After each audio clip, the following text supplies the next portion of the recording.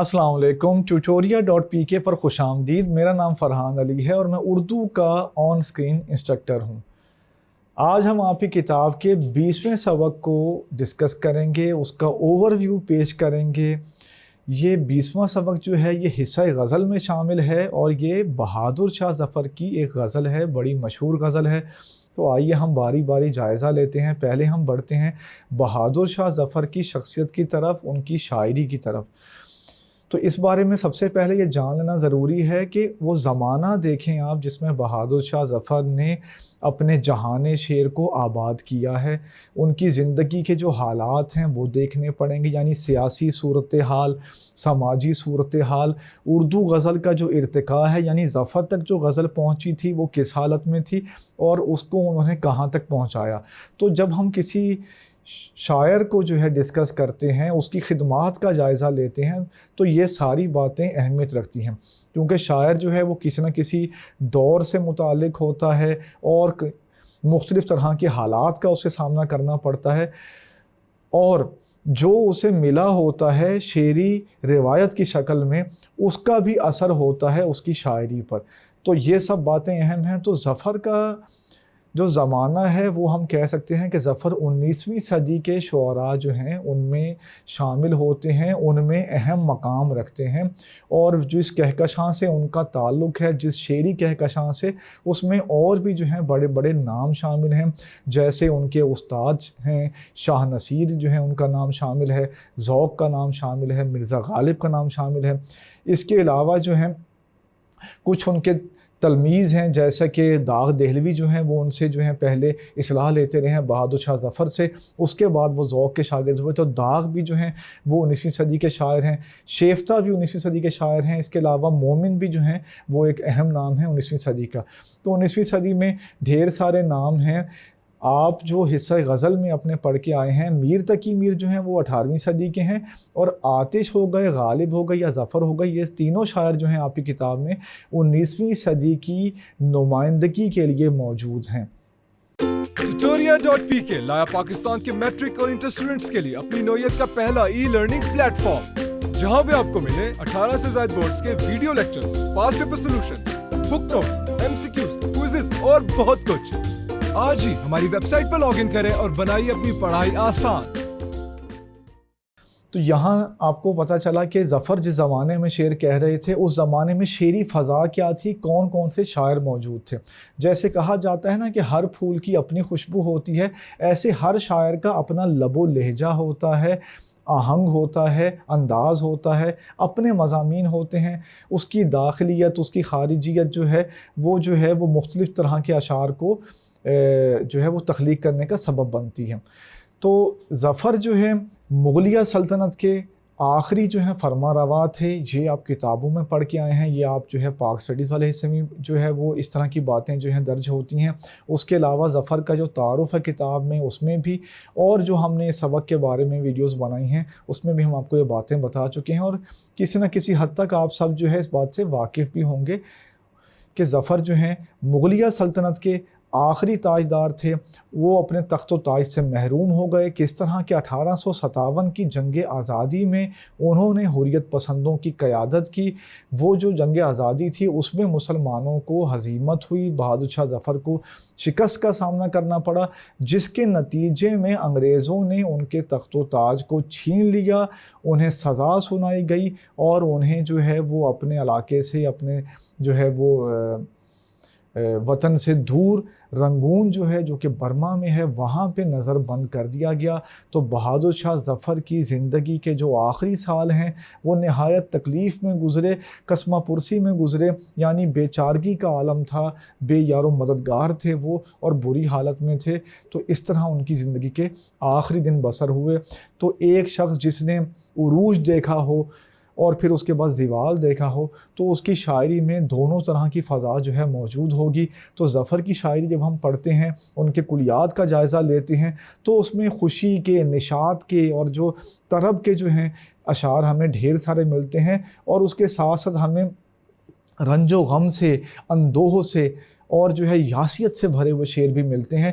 تو یہ دونوں کیفیات جو ہیں ان کا سنگم ہے بہادر شاہ ظفر کی شاعری، کہ جس شخص نے اتنا اتار چڑھاؤ اپنی زندگی میں دیکھا ہو تو اس کی شاعری میں اس طرح کی ورائٹی آ جانا، یہ جو ہے دو انتہائیں پیدا ہو جانا، ایک جو ہے نشاط کی انتہا ہے اور ایک جو ہے وہ اداسی کی اور غمگینی کی انتہا ہے، تو یہ دونوں جو ہیں بہادر شاہ ظفر کی شاعری میں ملتی ہیں، جو ان کی شاعری کی اہمیت میں اور وقت میں اضافہ کرتی ہیں۔ بہادر شاہ ظفر کی شاعری کا ایک پہلو یہ بھی ہے کہ وہ انتہائی زود گو تھے۔ زود گو خود اپنے اندر جو ہے وہ مبالغے کا معنی رکھتا ہے۔ زود گو کہتے ہیں بہت زیادہ لکھنے والا، جس سے آپ جو ہے اگر کوئی افسانہ لکھنے والا ہو یا کہانی لکھنے والا ہو، اس کے لیے استعمال ہوتا ہے بسیار نویس، کہ جو بہت زیادہ جو ہے وہ نثر میں خدمات انجام دے، بہت زیادہ جو ہے وہ تخلیقات کرے، اسے کہتے ہیں بسیار نویس۔ تو زود گو جو ہے عام طور پہ شاعری میں جو ہے عام طور پہ استعمال ہوتا ہے کہ جو بہت زیادہ شعر کہے اسے کہتے ہیں کہ یہ شاعر زود گو ہے۔ تو ظفر کا کلیات جو ہے وہ خاصا ضخیم ہے اور پاکستان میں جو ہے وہ دستیاب ہے مختلف اداروں سے، آپ اس کو دیکھ سکتے ہیں اپنے اسکول کے لائبریری میں یا کسی بھی جگہ سے آپ اسے انٹرنیٹ پہ بھی دیکھ سکتے ہیں۔ تو خاصا وہ ضخیم ہے اور اس ضخامت کے سبب جو ہے اس میں ورائٹی ہے۔ ظفر کے ہاں جو ہے اردو کے محاورے کا بڑے اچھے طریقے سے استعمال ہوا ہے۔ اس کے علاوہ ان کے کلام میں پنجابی اور پوربی زبان کے اثرات بھی ملتے ہیں، کیونکہ وہ مختلف طرح کے لوگ جو ہیں وہ ان کے درباری تھے، تو مختلف زبانوں کا اثر جو ہے ظفر کی شاعری میں ملتا ہے۔ ایک اور پہلو جو ظفر کی شاعری کا ہے وہ ہے ان کی غزلوں کی مقبولیت، ان کا زبان زد عام ہونا، ان کے شعروں کا گایا جانا، غزلوں کا گایا جانا۔ تو ظفر اس حوالے سے بھی خوش نصیب ہیں کہ ان کی جو غزلیں ہیں وہ شروع سے جو ہے وہ گلوکار گاتے آئے ہیں۔ مہدی حسن نے بھی شہنشاہ غزل جنہیں کہا جاتا ہے، انہوں نے بھی بہادر شاہ ظفر کی جو ہے غزل گائی۔ بات کرنی مجھے مشکل کبھی ایسی تو نہ تھی، جیسی اب ہے تیری محفل کبھی ایسی تو نہ تھی۔ تو یہ بڑی خوبصورت غزل ہے، اس کو آپ پڑھیں یا اس کو سنیں شہنشاہ غزل کی آواز میں تو آپ کو بہت لطف آئے گا۔ تو بہادر شاہ ظفر کے وہ کلام کا وہ حصہ بھی مشہور ہے جو گایا گیا ہے، اور ان کے کلام میں ویسے بھی تاثیر موجود ہے، خاص طور پہ جیسے ان کی وہ شاعری کا وہ حصہ کہ جس میں اخلاقی قسم کی باتیں موجود ہیں۔ جیسے انہوں نے ایک جگہ کہا کہ ظفر آدمی اس کو نہ جانیے گا ہو وہ کیسا ہی صاحب فہم و ذکا، ظفر آدمی اس کو نہ جانیے گا ہو وہ کیسا ہی صاحب فہم و ذکا، جسے عیش میں یاد خدا نہ رہی جسے تیش میں خوف خدا نہ رہا۔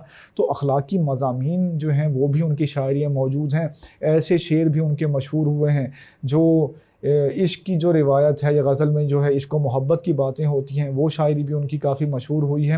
تو اسی طرح ان کی شاعری کا وہ حصہ کہ جو ان کی آپ بیتی بن جاتا ہے، جو ان کی سرگزشت بن جاتا ہے، یعنی جو ظفر نے جو حالات جھیلے، اور خاص طور پر جیسے ہم نے آپ کو کہا کہ زندگی کے جو آخری سال تھے وہ بہت زیادہ تکلیف دہ تھے، تو جہاں جہاں ان تکالیف کا جو ہے وہ اظہار ملتا ہے تو وہ شعر جو ہیں وہ غزل کی روایت میں خاص مقام پا جاتے ہیں، وہ غزل کے جو ہے پرستاروں کو خاص طور پہ پسند آتے ہیں۔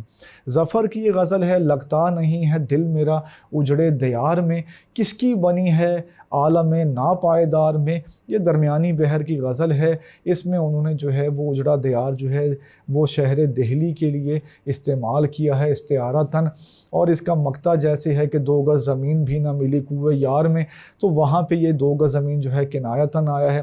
تو غزل میں وہ جو ہے مختلف طرح کی جو ہے خوبیاں جو ہیں انہوں نے جمع کر دی ہیں۔ اس غزل کے بارے میں جو ہے ایک خاص بات یہ بھی ہے کہ اس کو تھوڑا سا اس کا جو دوسرا شعر ہے وہ الحاقی شعر ہے، وہ سیماب اکبر آبادی کا شعر ہے، اور ان کا شعر درست متن کے ساتھ یوں ہے کہ عمر دراز مانگ کے لائی تھی 4 دن، 2 آرزو میں کٹ گئے 2 انتظار میں۔ تو سیماب جو ہیں وہ کراچی میں آ گئے تھے اور پھر وہاں پہ مقیم رہے اور وہیں پر جو ہے ان کا انتقال ہوا۔ تو سیماب کے جو ہے کلام میں یہ پوری غزل جو ہے آپ کو مل جائے گی جس میں یہ شعر بھی ہے، جبکہ ظفر کے جو کلیات میں آپ کو مستند جو کلیات ہیں ظفر کے ان میں یہ شعر آپ کو نہیں ملے گا۔ یہ شعر نہ جانے کیسے شامل ہو گیا اور اتنا مشہور ہو گیا ظفر کے نام سے کہ وہ ان کی کتاب، یہ اس کتاب میں بھی، آپ کے نصاب کی کتاب میں بھی یہ شامل ہو چکا ہے۔ تو اس غزل کی تشریح کرتے ہوئے کچھ باتوں बातों को आपने मद्देनज़र रखना है। आप इस गज़ल की तशरीह इस तरह भी कर सकते हैं कि बहादुर शाह ज़फ़र की ज़िंदगी से जोड़ के जो है तशरीह कर सकते हैं इसके अशार की, तो वो तशरीह भी एक कामयाब तशरीह समझी जाएगी। और अगर आप चाहें तो गज़ल की रिवायत को मद्देनज़र रखते हुए जो इसके मुरादी मानी हैं या जो इसकी उमूमी तशरीह है, गज़ल में जनरलाइजेशन होती है, तो उसके मुताबिक भी आप तशरीह कर सकते हैं। तशरीह वाले वीडियो में हमने 2 तरह की तशरीहात आपको मक्ते की करके भी दिखाई हैं, ज़फ़र की ज़िंदगी को लेकर भी और गज़ल की रिवायत को लेकर भी।